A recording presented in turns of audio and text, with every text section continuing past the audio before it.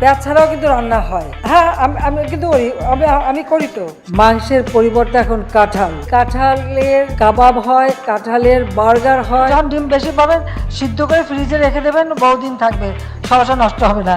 কাঁচামরিচের দাম বাড়লে সবাই চিৎকার করে, তো আমি সবাইকে আহ্বান করবো এখন থেকে কাঁচামরিচ কিনে রোদে শুকায় রেখে দেন। বর্ষাকালে যখন দাম বাড়বে ওটা কিছু একটু পানিতে রাখলে কিন্তু আবার তাজা হয়ে যায়। মাছের কাটা একটা সমস্যা, অনেকে মাছ খেতে চায় না, এই কাটাও কিন্তু নরম করে ফেলা যায় এবং খাওয়া যায়। মিষ্টি কুমড়া দিয়েও খুব ভালো বেগুনি বানানো যায়, সেভাবে আমরা করি, সেভাবে করা যায়। বেগুনের দাম এই রোজার সময় সবাই বেগুনি খাবে, হঠাৎ 110 টাকার উপরে বেগুন হয়ে গেল, সেটা এখন কমে 80 টাকায় এসেছে। তো বেগুন দিয়ে বেগুনি না খেয়ে আরও যে সবজি সহজলভ্য আছে সেটা দিয়ে খেলেই হয়, আমরা তাই খাই। মিষ্টি কুমড়া দিয়েও খুব ভালো বেগুনি না বানায়, মিষ্টি কুমড়া দিয়েও বেগুনি বানানো যায়, সেভাবে আমরা করি, সেভাবে করা যায়। পেঁয়াজ ছাড়াও কিন্তু রান্না হয়। হ্যাঁ, আমি কিন্তু আমি করি তো, আমাদের বাসায় করে। আমরা কিন্তু পেঁয়াজ ছাড়াও রান্না করি। অনেক তরকারি আছে যা পেঁয়াজ ছাড়াই করা হয়। এটা কোনো এমন এই পেঁয়াজ নিয়ে এত মানে অস্থির হয়ে পড়ার কি আছে আমি তো জানি না। হয়তো বেশি জায়গায় একটু কম দিয়ে খেতে হতে পারে, এই তো। কিন্তু বাইরে কিন্তু পেঁয়াজের দাম অন্যান্য অনেক বেশি কিন্তু দাম। তো যাক, এটা থাকবে না, এটা সমস্যা। মানে মোটামুটি পেঁয়াজ চলে আসতেছে, ওই কয়েকদিনের মধ্যেই প্রায় 10,000 মেট্রিক টন এসে ঢুকবে, তারপরেই আরও 50,000 চলে আসবে, কাজে এটা নিয়ে চিন্তার কিছু নেই। আর যারা এখন জমা মজুত করছে তারা কতদিন ধরে রাখতে পারবে সেটাই কথা। পেঁয়াজ কিন্তু পচে যায়, আবার বেশি রাখতে যে সরকারকে বেকারে ফেলতে যে তাদের লোকসানই হবে, লাভ হবে না। আর এখন মাছের কাটা একটা সমস্যা, অনেকে মাছ খেতে চায় না, কিন্তু প্রক্রিয়াজাত করলে পরে কিন্তু এই কাটাও কিন্তু নরম করে ফেলা যায় এবং খাওয়া যায়, এবং সেটা খুব বেশি কঠিন না, এমনকি ঘরে ঘরেও করতে পারেন।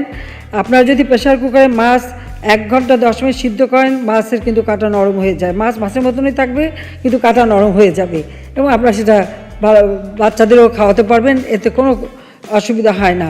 কাজে আমরা কিন্তু এটা করি, একটু রেসিপিও দিয়ে দিলাম সাথে, যাতে আপনাদের ঘরে কাটার সমস্যাটা না থাকে। কারণ বিশেষ করে ইলিশ মাছ একটু বেশি সময় লাগে, সমুদ্রের মাছ, আর অন্য মাছ আরও কম সময় হয়ে যায়।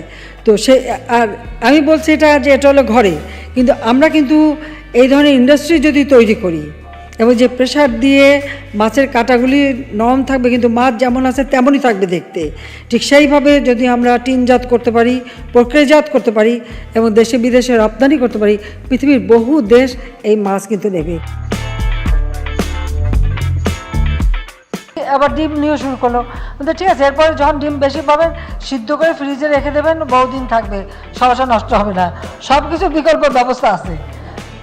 ডিম সিদ্ধ করে আপনি যদি জিপলকে করে ডিপেও রেখে দেন, ডিম ভালো থাকে অনেক দিন। রান্না করার সময় আরামে রান্না করে খাওয়া যায়, ভর্তা করেও খাওয়া যায়। আমরা রাখি, খাই দেখে বলি আর কি। এগুলো তো নিজের থেকে শেখা। আর পেঁয়াজ তো আছে, এখন তো পেঁয়াজের শুকনা পেঁয়াজ এসে যাবে বাজারে, সেটার ব্যবস্থা করা হচ্ছে। অনেকেই কিন্তু মাংস খেতে চায় না, মাংসের পরিবর্তে এখন কাঁঠাল, এবং এই কাঁঠালের কাবাব হয়, কাঁঠালের বার্গার হয়, কাঁঠাল নানাভাবে কিন্তু এটা বিদেশে এখন মানে ব্যবহার করছে, খাচ্ছে, এবং তার দাম কিন্তু অনেক বেশি। মানে আপনি কাঁঠালের একটা বার্গার যদি আপনি কিনতে যান, তার দাম কিন্তু মাংস দিয়ে যে বার্গার করে বা মানে রোল তৈরি করে সেগুলির থেকে কিন্তু দাম অনেক বেশি, এবং এটার ব্যাপক চাহিদা।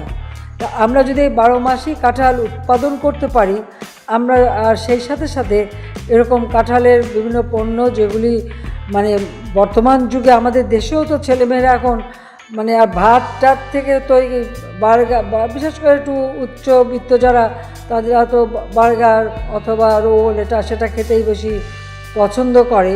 তো সেখানে মাংসের পরিবর্তে কাঁঠালটাকে কিন্তু আসলে মাংসেরই একটা মানে হিসেবে ধরা হয়, যে মাংসের পরিবর্তে এই কাঁঠালটা এখন সবথেকে বেশি গুরুত্বপূর্ণ। আমি কিন্তু করি আমাদের বাড়িতে কাঁঠালে কাবাব করি, মাংসের পরিবর্তে কাঁঠালটা দিয়ে আমরা ওই স্বামী কাবাব বানানো বা বার্গার বানানো, কারণ আমাদের এখন অনেকে ভেজিটেরিয়ান হয়ে গেছে, মাছ খায় কিন্তু মাংস খায় না, তো তাদের জন্য বিকল্প কাঁঠাল। তো এখন যেটা করতে হয় যে যখন কাঁঠালের সিজন আসে, কাঁচা কাঁঠাল একটু হলুদ দিয়ে সিদ্ধ করে ডিপ ফ্রিজে রেখে দিয়ে 12 মাস ব্যবহার করি। কিন্তু 12 মাসে কাঁঠাল যদি হয় তাহলে 12 মাসই ব্যবহার করা যাবে এবং অত্যন্ত পুষ্টিকর খাবার।